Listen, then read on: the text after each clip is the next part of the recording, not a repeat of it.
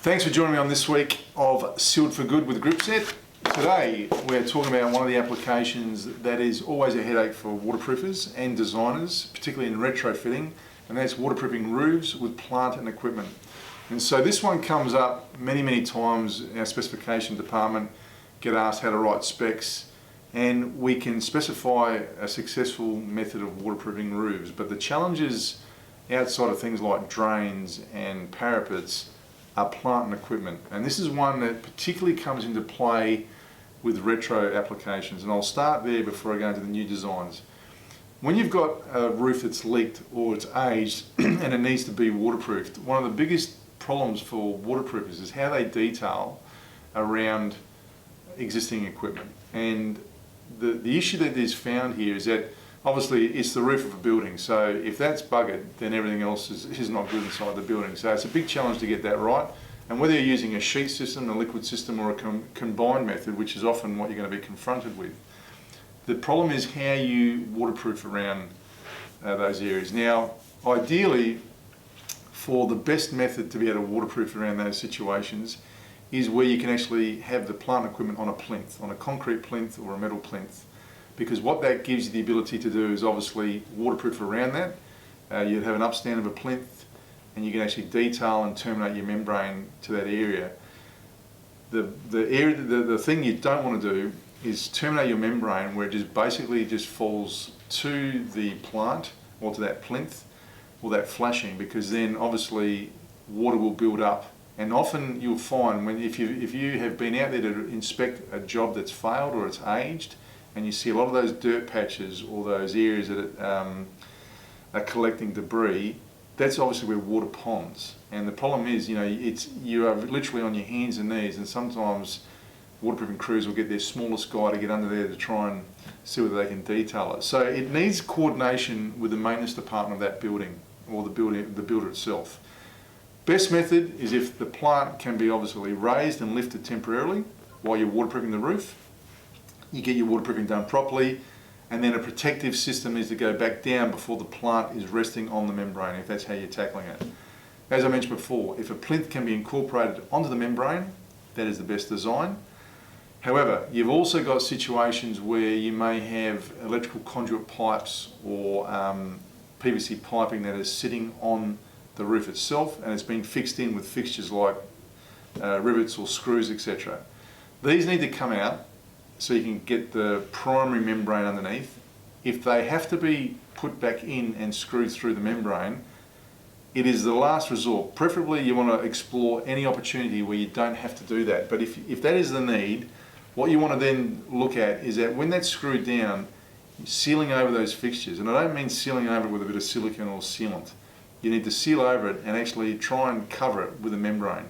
And then write into your specification or to the warranty that you're offering a method that in the event that for whatever reason the maintenance department of that building has to bugger around with that plant equipment or that piping work, that the waterproofer is contacted. You write into your offering a inspection every 3 to 5 years as a maintenance inspection on roofs. Your membrane might be designed to last 10, 20 years depending on what the warranty is, but the issue is on a roof, the things that happen to it that you don't understand or don't know that have happened. And what ends up happening then, you either get guys up there doing fixtures that are not even related. They could be brought in for a day's work, put heavy equipment, damaging your membrane. If it's not inspected over a period of time, those things can come unnoticed and they can compromise the whole roof membrane. So very important to write that into your spec. The next piece though that we see a lot of, and you see this photo now, are these top hat designs, and they're commonly found on new roofs. And great because they're lightweight and you can put your plant and equipment through there. But the issue is that when they are there, and you can see there's that hollow channel, it is literally impossible for any membrane to get his membrane, whether it be a liquid or sheet, into that area.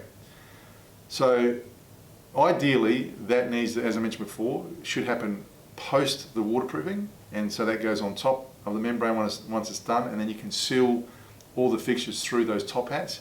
However, if they're there and they can't be removed because the plant equipment cannot be shifted, you need to cap them off Okay, that should be capped off so there's no chance of water entering through there, and you waterproof around it and treat it almost like a flashing detail around the total perimeter of that top hat.